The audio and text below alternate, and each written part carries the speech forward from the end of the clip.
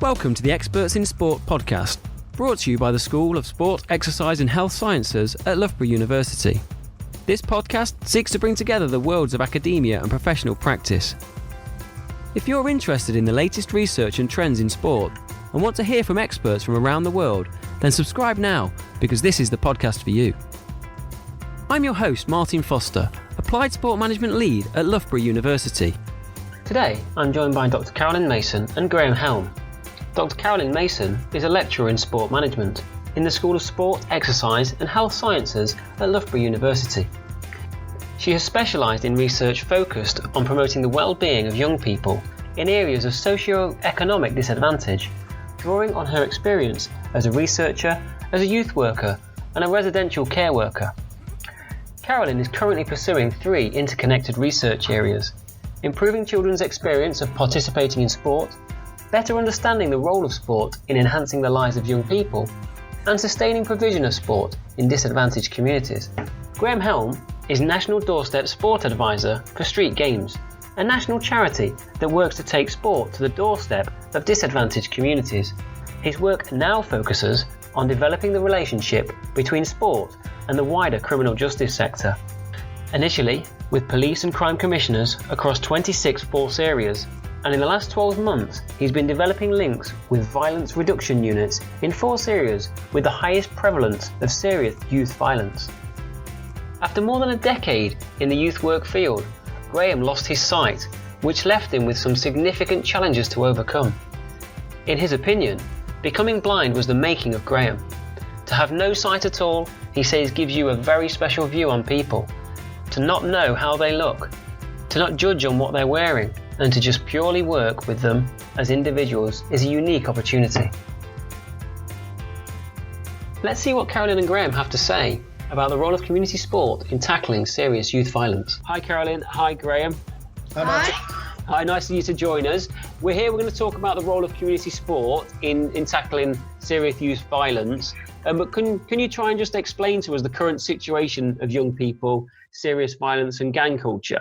Okay, so we know that there has been a surge really in serious youth violence, and clearly that is of great concern to the young people involved, their families, the communities that are affected by serious youth violence, as the consequences of this are very significant. But what we also know is that young people's involvement in serious youth violence is complex, so that we can't necessarily predict who will get involved, when, how, etc. We do know that serious youth violence is associated with household and neighbourhood poverty, so low income is a driving force. And we also know that for some young people, unfortunately, violence is normative within their lives. They see it in school, they see it on the roads, they see it in their houses. And that is really a backdrop that we are just starting to understand.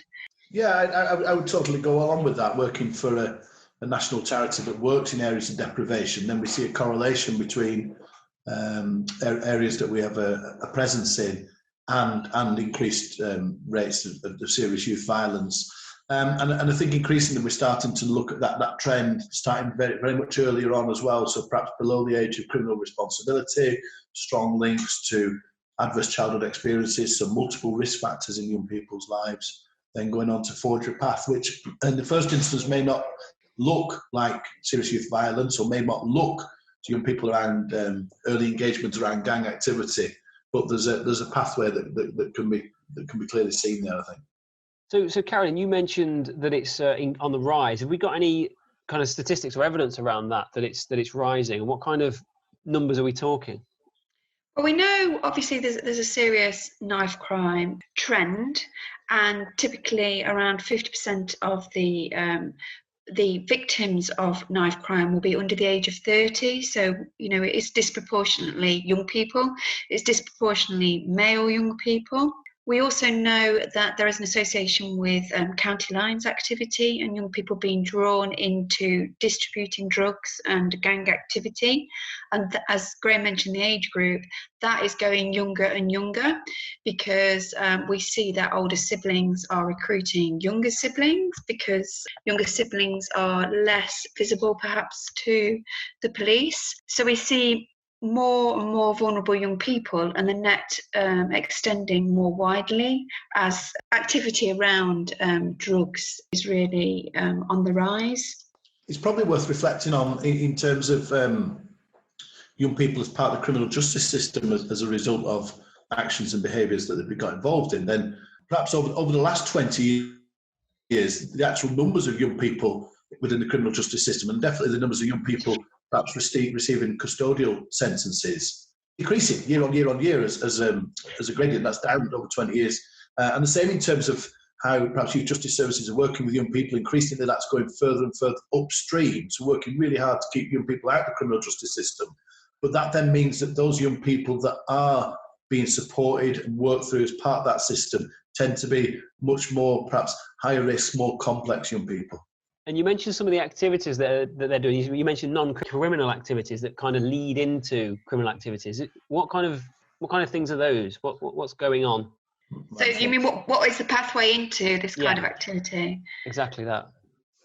I think education is a really important aspect, in that we know that children who are excluded from school, either temporarily or more long term, once that starts to happen, we see that they become increasingly vulnerable for recruitment, and they have far less pathways, alternative pathways.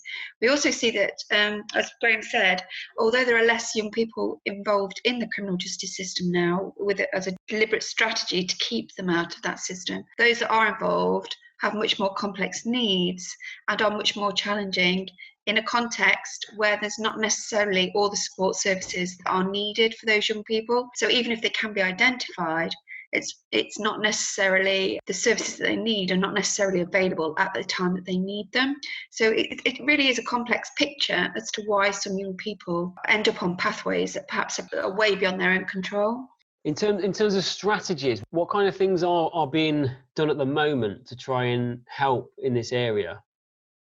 So I think increasingly there's this strong belief in the work of working earlier and earlier and earlier, so upstream, the work around sort of early intervention and support for young people. I think now there's a strong evidence base behind that is the great approach.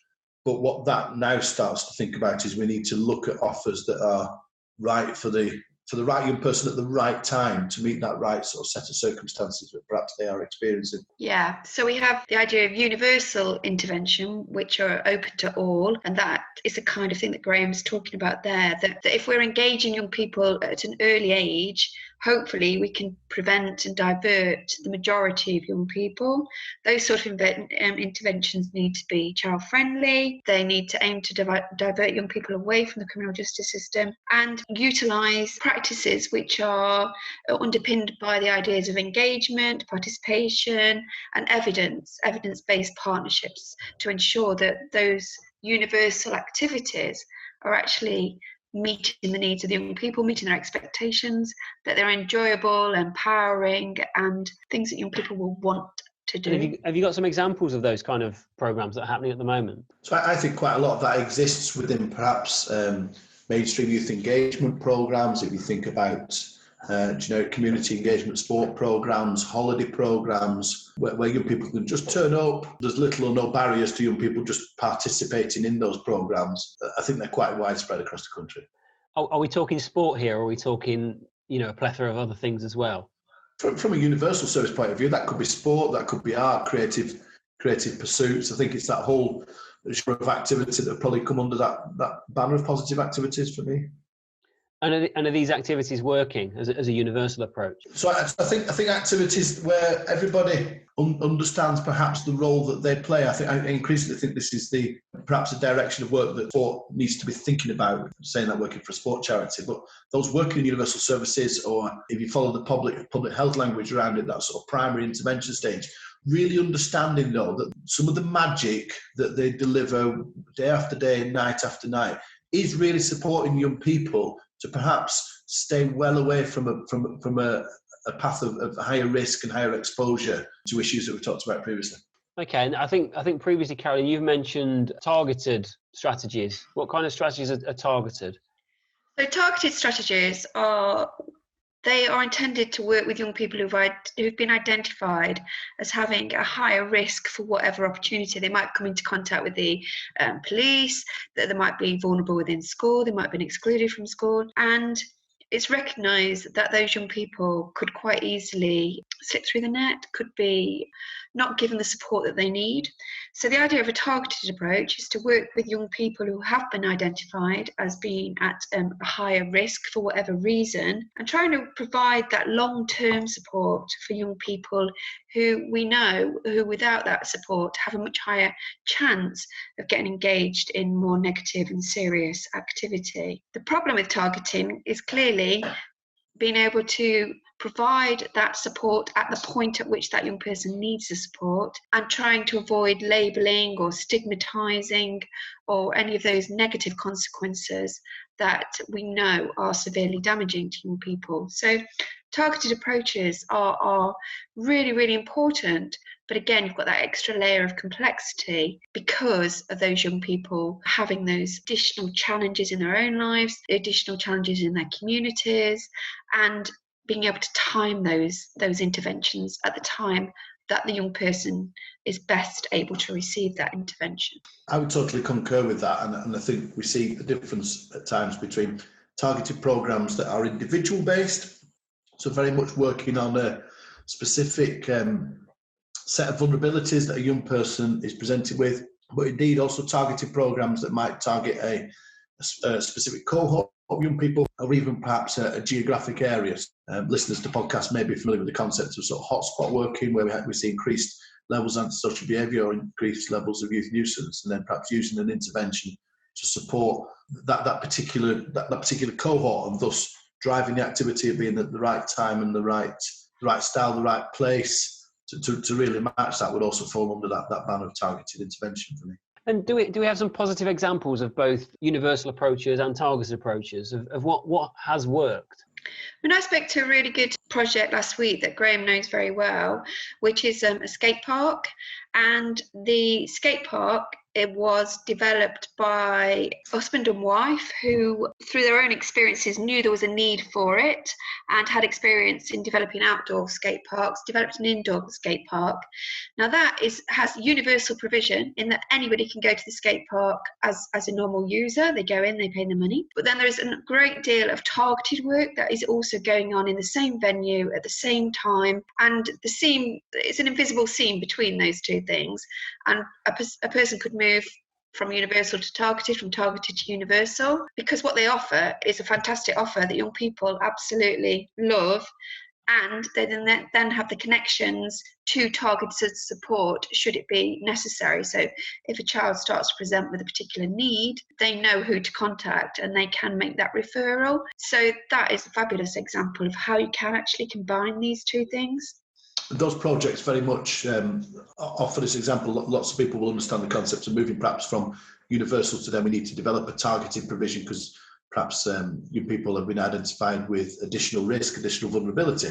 So often we think about that as a step up, but increasingly projects also use that as a step down as well. So to work with the individual first of all and support the development of protective characteristics within that young person through the medium of sport, through the medium of engagement, through the medium of mentoring, with then that goal of the step down back into the universal provision, be that the wider activity of the skate park, or perhaps the wider youth club provision, or the wider boxing club, or the wider dance group, but trying to develop that what's that sort of more focused one-to-one piece of work that needs to happen to support young people to get to that level, that step back down.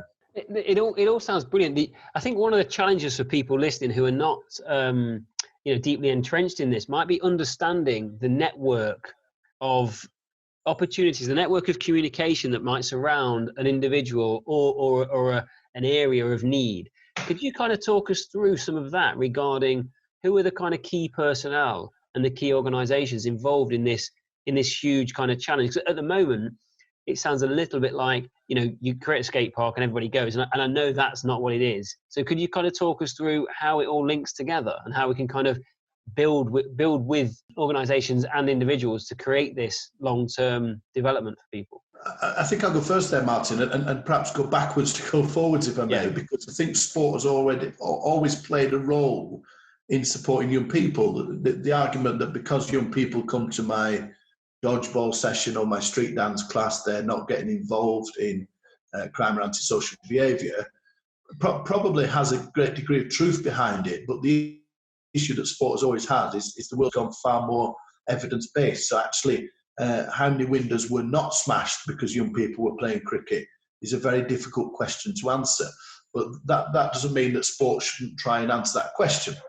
And so supporting sport to really understand the critical components of an offer that will then engage young people, but increasingly work on, as I said before, reasons that young people are getting involved in crime and social behaviour, starts to build the more professional side, the more relatable side that sport can deliver. Sport is probably listed by a number of external agencies as perhaps a nice to have. It sort of sits slightly outside the circle of how young people can be supported. So when we talk in terms of agencies that are really directly focused on supporting young people experiencing vulnerabilities, maybe from a criminal justice side, we're talking about police intervention. At the next level, we're probably talking about youth justice services. Most definitely school exclusion is wrapped in there. To a certain degree, children's social care will be wrapped in there. And what really needs to happen is the fundamental trust between those referral agencies, to bracket them together, and the sport provider, and building that trust and building that relationship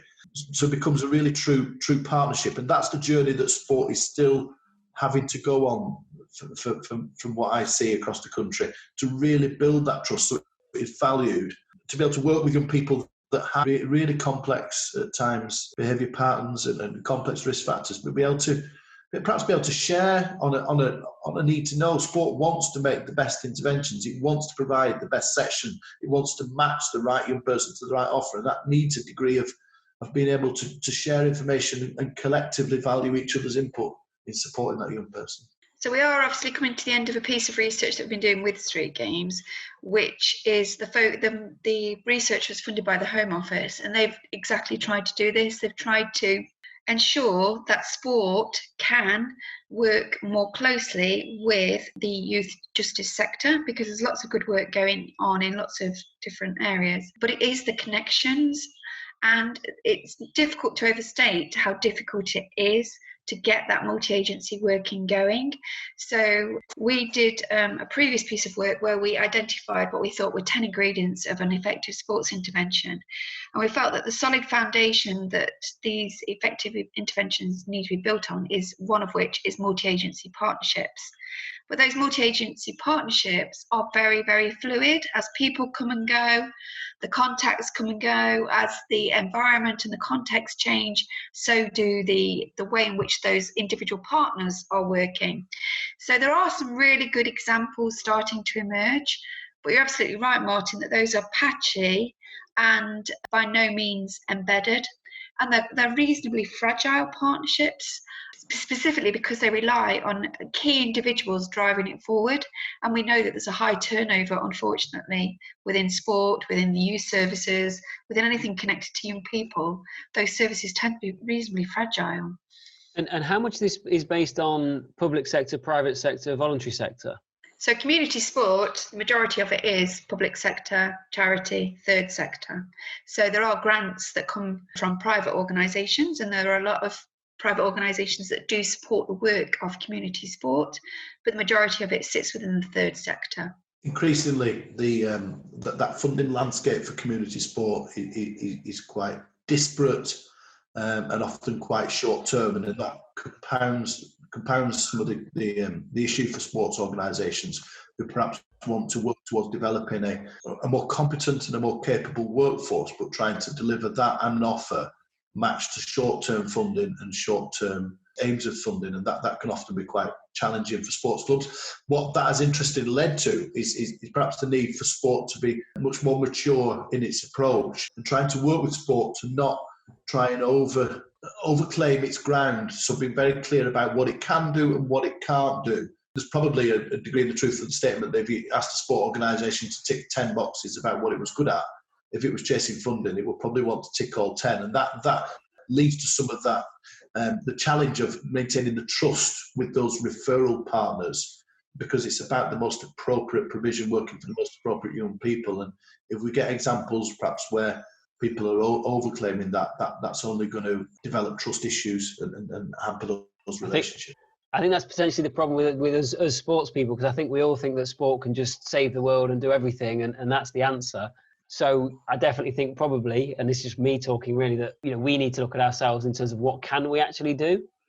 Yeah, absolutely. And I think, returning to the subject of serious youth violence, there are a lot of sports organisations who've been doing some really good developmental work with young people for years and years and years. But that work only takes you so far when you're looking at these really targeted interventions, these very specialist pieces of work, where if you don't get it right, you can inflict more damage on a young person. And it's trying to ensure, like, as Graham says, that the sector has the capacity to deliver this extra level, this extra layer of complexity.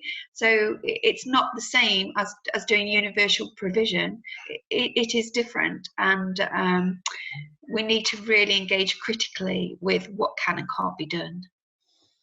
I'm aware that we're kind of just focusing a little bit on the challenges and the kind of negativity around what we can't do. So have we got any opportunities of where we really can make some difference? I think there's a great opportunity when we start to really understand the importance of mentoring within this work. So young people having that mentoring relationship with that trusted adult over significant time that can support that young person to reflect. Often it needs to be very needs-led, with the locus of control of the planning stage that mentor and the goal setting being very much set within the young person's sphere of reference.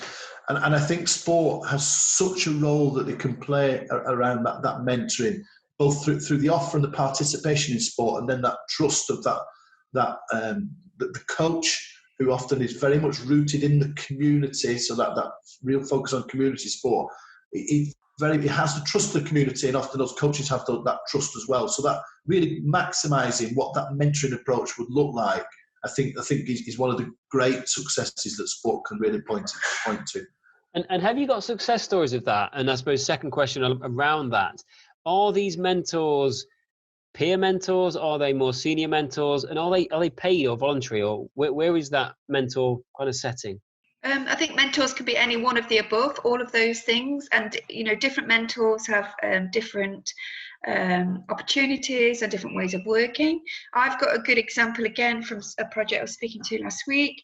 And they were actually a youth service who were moving into doing mentoring through sport, and that was something new for them. And they gave the example of a young girl who they've been working with for 2 years. She'd been a regular attender at the youth club. But the mentoring project and the sport of the mentoring project, they suddenly saw a switch in that girl. So she was 15 years old. She was quite a hard girl, quite a tough girl. And the mentoring and the sport has given her the opportunity to be the leader, to be the mentor, to be the sports leader.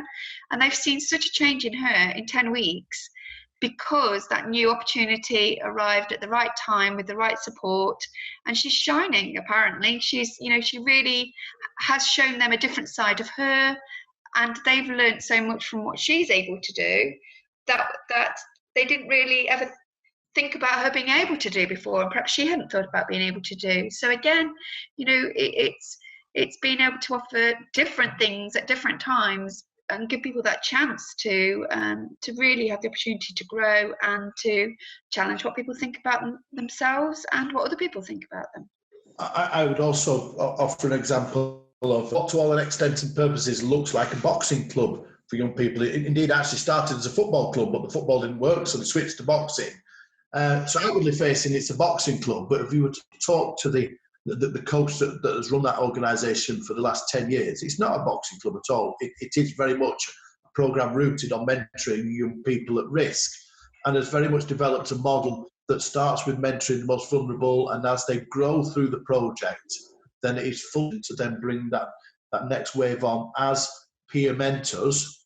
And indeed, he's very lucid about the importance of there's some distinct differences between mentoring and peer mentoring, and not forgetting that those peer mentors need an incredible amount of support themselves as well, as they're on that journey around that. But that model for him is really, really successful, especially around working with victims of child criminal exploitation and child sexual exploitation, working on some very, very vulnerable young people that have face a whole manner of trust issues, and yet he has some amazing outcomes. And he very much has the trust of those partners. If you were to talk to youth justice, if you were to talk to police, they very much have seen that work bear fruit over a number of years, and they would definitely point to him as being a critical part of that landscape, that jigsaw to support vulnerable people across that area. Really important opportunity, I think, that sport has that perhaps other activities don't have, is the ability to enhance both physical and mental well-being. So we've been doing work with the YMCA, and they've been doing a fantastic project where young people who live within the YMCA are going out 1 day a week to do physical activity, and that is having such an amazing impact on their mental well-being, their connectedness. They're working together as groups, and again, they've got a fantastic lead who leads that project, who is mentoring all the time, but he's doing it through physical activity. And when they get home, they are tired and they've done a busy day, and these are young people who are not active normally, they're very inactive. So I think, sport and physical activity offers something that it's very hard to replicate in any other kind of activity, because you're working on physical and mental well-being, and of course those two things are very linked together. What's really important is we need to start to support the system of sport to develop a really coordinated, collaborative offer, so that it doesn't become a lottery for young people as to whether there is an appropriate provision or not an appropriate provision.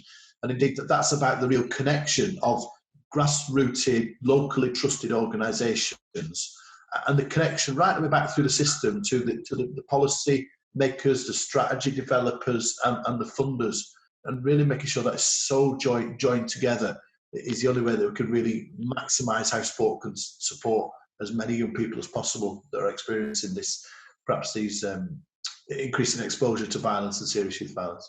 I think you've hit the nail on the head with what you just said and the examples, taking it back to what we said before. But you mentioned the boxing club, and he's been around for years.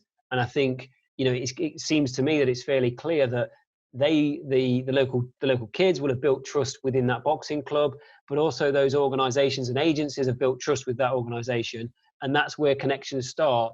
But maybe these fall down if, that person or that club disappears.